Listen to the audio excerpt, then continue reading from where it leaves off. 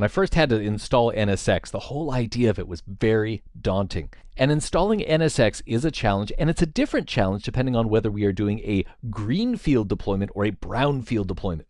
Greenfield deployment simply referred to a vSphere infrastructure that is being built at the same time as NSX. And it really makes our job easier because we can just focus on initially building an infrastructure to support NSX. We're not building any components that aren't there for the purpose of a virtualized network. But in a brownfield deployment, you've already rolled out vSphere to support standard networking with standard or distributed switches that interconnect with your physical switches in the normal way. There's no VXLAN encapsulation. It's just packets going off to the switch like anything else. And so a brownfield deployment takes a little bit more consideration because there's going to have to be a migration process with an overarching goal of ensuring that we don't break things as we migrate. So in this nugget, we're just going to tackle that core issue. Is my environment ready for NSX?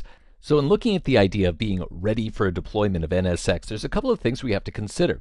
A lot of our preparation is going to go into the ESXi hosts and into the vCenter server and the existing elements of the physical network to ensure that we have the connectivity we need. That way, when we add all these NSX elements, everything just works the way it's supposed to. As we look to integrate NSX Manager and the vCenter server together, we're going to need to have some minimum permissions, like being a member of the administrators group in the single sign-on service of vCenter server.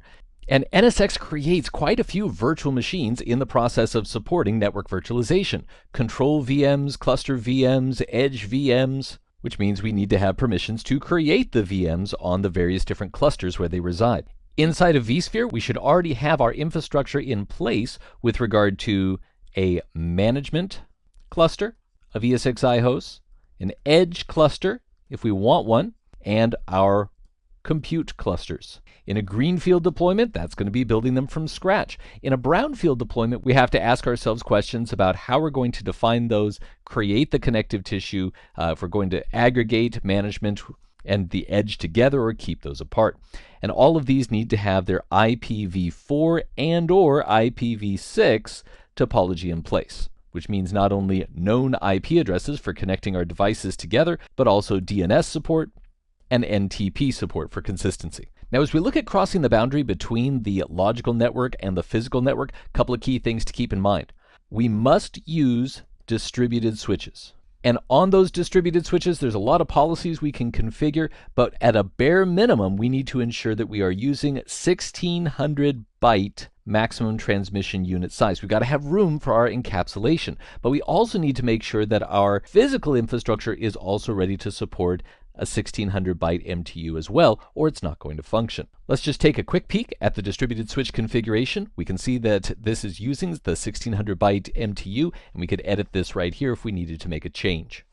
And remember, increasing your MTU is a pretty safe bet. It's like saying you're going to have a larger garage door. Doesn't mean you can't park a small car in it, but it means if you bring home a big truck, there's a place for it as well. On the physical network, another consideration is going to be our interconnection for routing services, especially with edge routing devices connecting to physical routing devices. It's quite likely that there will be some interconnection at some point of a dynamic routing protocol. Our edge devices can support both OSPF and BGP. They do not support, though, protocols like RIP or EIGRP, so if you're using those, you would actually need to change your routing infrastructure, at the very least doing some redistribution from that perimeter router in order to be able to interconnect with the NSX components. Oh, and one little side note about that dynamic routing support, if we're talking about a distributed router, it can only support OSPF or BGP, but if we're talking about an edge router, it can support OSPF and BGP if desired. Now, the last couple of things to think about in terms of brownfield deployments, again, we said that our cluster configuration may need to change as we think about compute versus management versus edge device clusters that we may never have had before. And in terms of networks, we need to remember that our network configuration must be based upon distributed switches rather than standard switches. So if we already had VMs that were connected to standard switches that were based upon VLANs, our eventual goal is to get virtual machines associated with distributed switches that are then functioning as logical switches that are associated with VXLANs. So it's typical in a brownfield deployment to start off by reproducing anything we've done with standard switches as distributed switches, and then carefully migrating the virtual machines from one platform to the other. So here we can see in the vSphere environment a standard and distributed switch have been created, and when we go to a VM and we actually head to the settings of that VM, we can head to the networking configuration. From the drop-down menu, we can see the available networks to select from, and we can actually see the difference in the iconography there between the standard VM port groups and the distributed port groups. Our VMs need to be on distributed port groups in order to work.